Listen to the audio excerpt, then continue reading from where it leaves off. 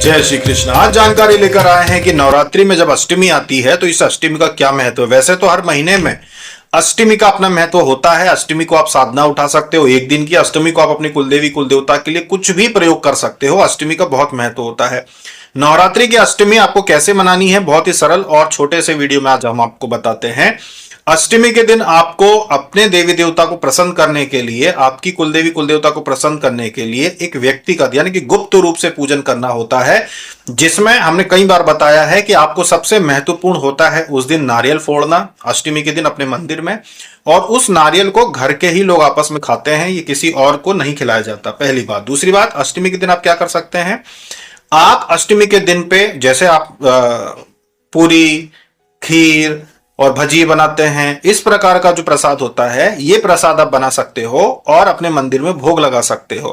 वो कंडे पे आप जो जिस प्रकार का हमने सिखाया ना आपको भोग लगाना, वैसा ही भोग लगाना है, उसी प्रकार से भोग लगाना होता है। 2 आहुतियां देनी होती है और जल घुमाना होता है और नारियल फोड़ना होता है। इतना काम आपको करना होता है और ये सारा प्रसाद घर के ही लोग खाते हैं, ये किसी और को नहीं देना होता। तो अष्टमी की रात्रि को जो भी व्यक्ति अपने घर में अपने कुलदेवी कुलदेवता के नाम का नारियल फोड़ता है, वो नारियल एक ही होगा, 2-4 नारियल नहीं लाने होते हैं, एक ही नारियल फोड़ना होता है और उनको भोग लगाता है। उसके देवी देवता उससे प्रसन्न रहते हैं। ये कुलदेवी कुलदेवता के लिए है। अब जो लोग अष्टमी से कन्या पूजन करना चाहते हैं कि भाई हमने नवरात्रि में स्थापना की थी घर में, हमने घर में जवारे लगाए हैं, तो हम कैसा करेंगे, तो आप लोग फिर पूर्णतः हवन करेंगे। जो हवन आपको सिखाया गया है, जो विधि हम आपको बताए हैं कि किस प्रकार से आप घर में हवन करते हैं, वही विधि से घर में हवन करना है, जिसमें हवन सामग्री का उपयोग होगा। जो हमने प्रसाद बनाने की विधि बताई है वो अष्टमी में घर के कुलदेवी कुलदेवता के लिए प्रसाद बनेगा, खीर पूड़ी और वो सारा। लेकिन हवन करना होता है, जब आप नवरात्रि का पूजन करते हो तो हवन करना होता है, जिसमें अलग से प्रसाद बनता है कि भाई आपने कन्या भोजन भी उसी दिन सोच लिया है कि हमको कराना है या मोहल्ले के लोगों को भोजन कराना है, तो अलग से आपको सामग्री पूरी बनानी है। जैसे कि पूरी सब्जी बना सकते हो, खीर बना सकते हो, जो आपको बनाना हो वो चीजें बनाइए।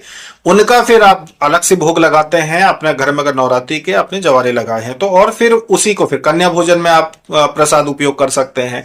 तो अष्टमी के दिन अगर आप नवरात्रि मना रहे हो तो उसका प्रसाद अलग बनता है, उसका हवन करना होता है, फिर कन्या पूजन कन्या भोजन होता है।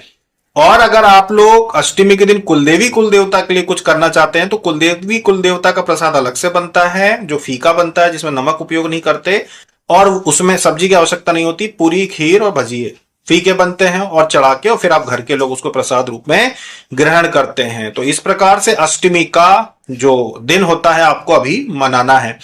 अष्टमी के दिन जो लोग घर में कन्या पूजन करवाते हैं, उन लोग एक और बहुत अच्छी चीज कर सकते हो, आपकी श्रृंगार का सामान साड़ी माता के मंदिर में चढ़ा के आ सकते हैं। बहुत सारे लोग जो ये भावना रखते हैं कि कोई विशेष मनोकामना है, वो लोग नींबू की माला जो होती है, 108 नींबू की माला जो होती है, वो भी मंदिर में चढ़ा के आते हैं। खास करके काली जी के मंदिर में चढ़ा के आते हैं अष्टमी के दिन। ये चीज भली साल में आप एक बार करो, भले ही आप शारदीय नवरात्रि है तो भले आप अभी आप चढ़ा दो, साल भर फिर ना चढ़ाओ। नींबू की माला एक बार साल में चढ़ा सकते हैं। ये वो लोग चढ़ाना है जिनको कोई नकारात्मक ऊर्जा की कभी कोई शिकायत साल भर में कभी भी रही हो, वो लोग माला चढ़ाते हैं। माला लेके आप पहले घर में आओ, घर में रखो उसको, भले 1 घंटा रखो घर में, आप माला को रखो। उसके बाद ले जाके सब लोग उस माला को प्रणाम करो, घर के सभी सदस्य, उसके बाद ले जाके आप मंदिर में चढ़ा दो। ये चीज करना है। तो अष्टमी के दिन ये 2 प्रकार की विधि होती है, कुलदेवी कुलदेवता की और एक आपकी नवरात्रि में जो भी आपने स्थापना की है उसके लिए।